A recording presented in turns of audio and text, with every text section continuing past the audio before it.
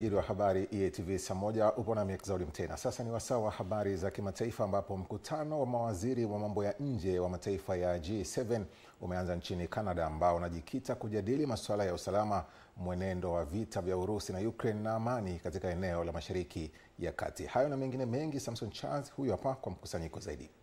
Uingereza na Ujerumani yalikuwa mataifa ya awali kabisa miongoni mwa kundi hilo la G7 kutoa ahadi ya kuchukua hatua kubwa zaidi ya kuisaidia Ukraine na kuishinikiza Urusi wakati wa mawaziri hao wa mambo ya kigeni walipokuwa njiani kuelekea Niagara kwa mkutano huo.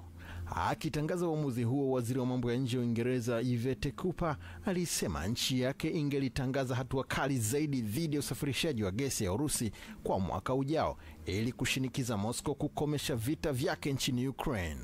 Hatua hizo zitajumuisha marufuku ya kutumia huduma za usafiri wa bahari za Uingereza kwa gesi hiyo, kama vile bima za usafirishaji wa meli.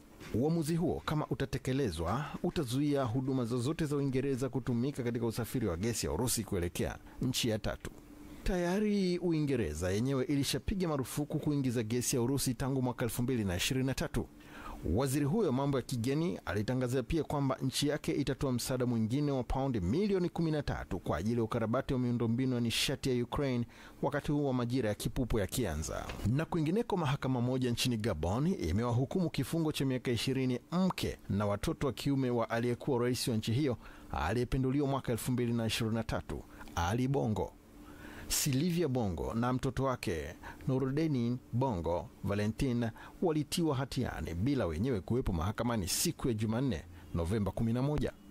Mwanamke huyo mwenye umri wa miaka 62 na mwanae mwenye umri wa miaka 33 wanaishi uhamishoni nchini Uingereza. Wawili hao wametiwa hatiani kwa kutumia nafasi zao kumpotosha Ali Bongo kufanya ubadhirifu wa fedha za walipa kodi wa taifa hilo dogo lenye utajiri mkubwa wa mafuta lakini lenye umasikini mkubwa miongoni mwa raia wa kawaida. Bongo aliyepata maradhi ya kiharusi na kupoza viungo mwaka 2018 alipinduliwa na Generali Brice Oligui Nguema tarehe 30 Agosti 2023. Familia yake nzima iliwekwa kizuizini kwa kipindi cha miezi 20 baada ya hapo. Mimi ni Samson Charles wa EATV. Asante Samson Charles kwa mkusanyiko huo.